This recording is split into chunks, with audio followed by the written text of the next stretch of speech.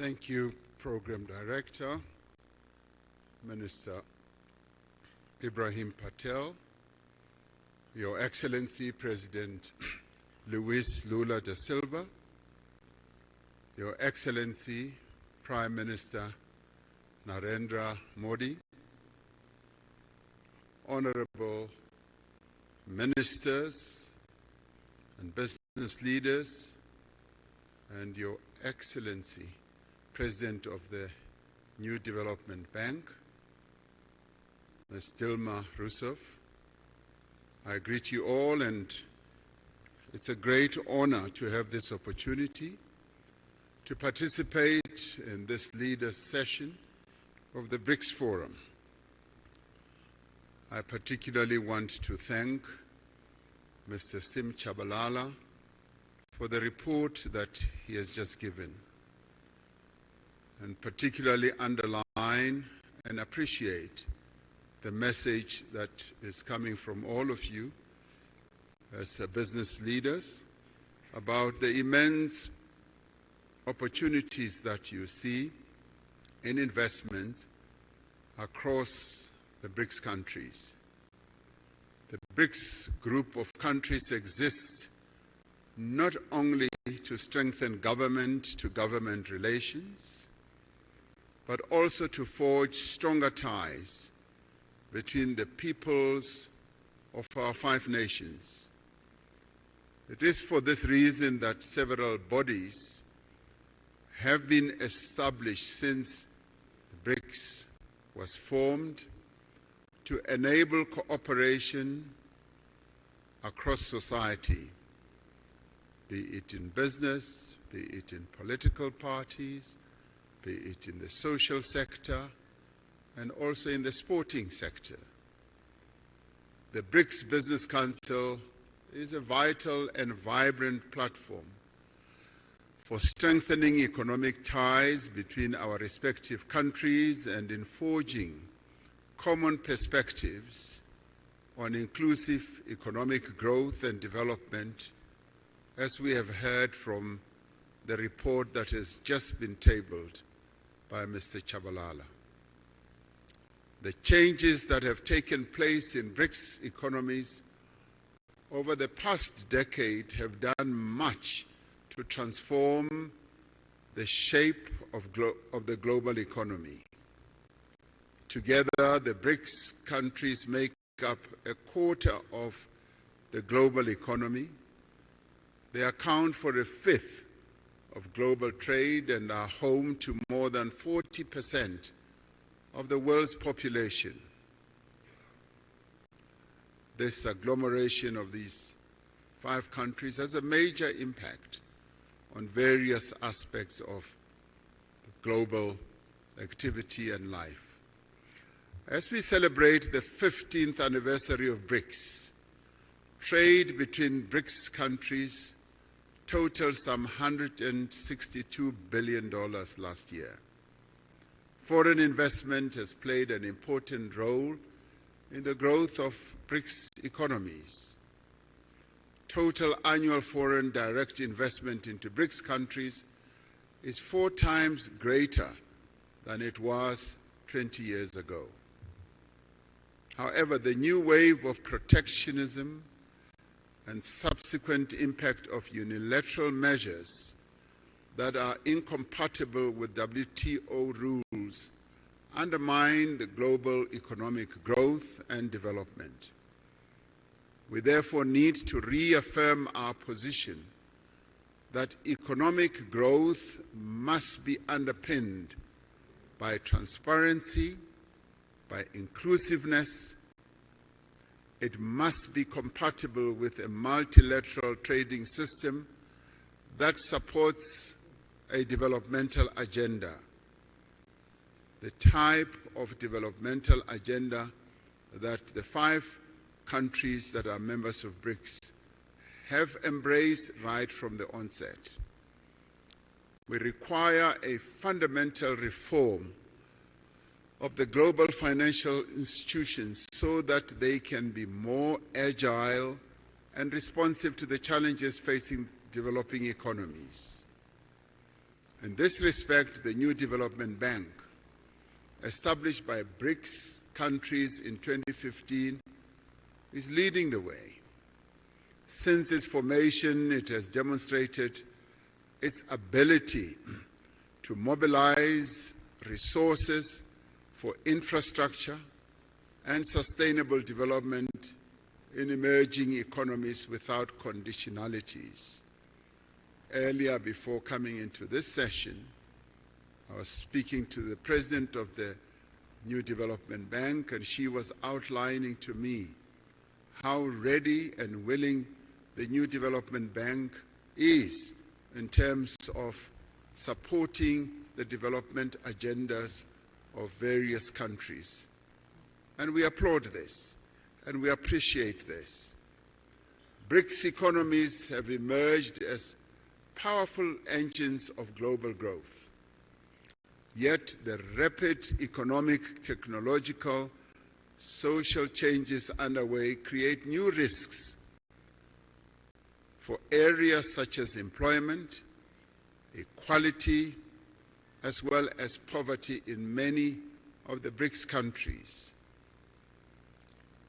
It is quite heartwarming to hear you as business people, as one listened to Mr. Chabalala's report, also focusing on issues such as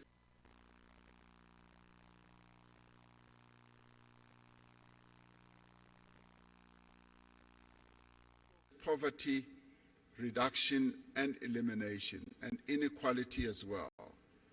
It isn't often that you hear such very positive and forward-looking messages from the business community. So it's wonderful to be in a forum under the aegis of BRICS that you as business leaders are in tune with the developmental agenda that needs to be pursued to lift the people who live in BRICS countries and beyond out of the ravages of poverty and inequality. We therefore call on the business community to join hands with us to identify solutions to these and many other challenges affecting our respective economies. From a South African perspective, there is massive untapped potential for investment in our country and indeed on the African continent as well. In recognition of this potential, the theme for this 15th BRICS Summit is BRICS and Africa, the Partnership for Mutually Accelerated Growth, Sustainable Development, and Inclusive Multilateralism. Africa is a continent of great opportunity in industrialization process in a variety of sectors. This continent is rich in the critical minerals that will drive business success in the 21st century. The continent has resources of lithium, vanadium, cobalt, platinum, palladium, nickel, copper, rare earth minerals, rhodium, and many others. And these are the minerals that are bound and are driving economic activity across the world. African countries have made it clear that the investors of choice are those who will come and invest in our continent, but also process the resources here close to source, so that African countries do not export rock and sand, but export finished products as we would like to do. We are developing stronger regional value chains that will connect a number of African countries providing investors with diversity, with strength, as well as with resilience. The African Continental Free Trade Area creates a single market that is expected to grow to 1.7 billion people and nearly $7 trillion in consumer and business spending by 2030. The success of the African Continental Free Trade Area will require a massive investment in infrastructure. We need to mobilize the substantial financing that is needed to build the roads, the ports, the rail, the energy and telecommunications network that will enable industrialization and trade. It is also pleasing to hear that you, as the business community, you also see this area as opportunities that you can invest in.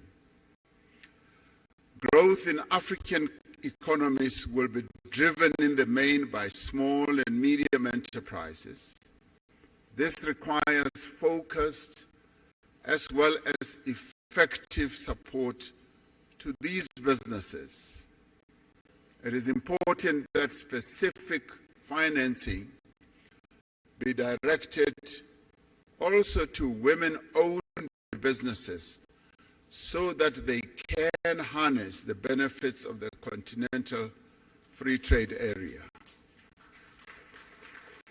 And we in Africa, as we grow and develop, we are focusing on the empowerment of the women of our continent who have been held back through the years of colonialism, and in our case, through the years of apartheid, through protocols and laws. And we are saying we need to free the women of our continent so that they can trade, so that they can be in business and grow the economies of our various countries. Africa has a young, digitally connected and urbanizing population, a population which provides a stable workforce for companies in the future. The investment in skills development is continuing to grow. These factors all position Africa as the next frontier of productivity and growth.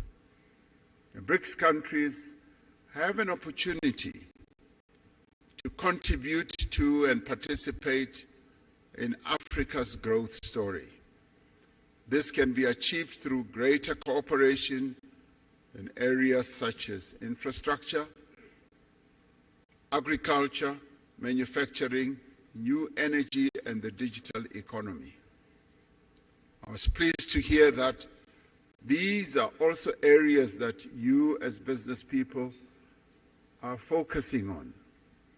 South Africa has an important position in growing the African market, facilitated by the Africa Continental Free Trade Area and other free trade agreements.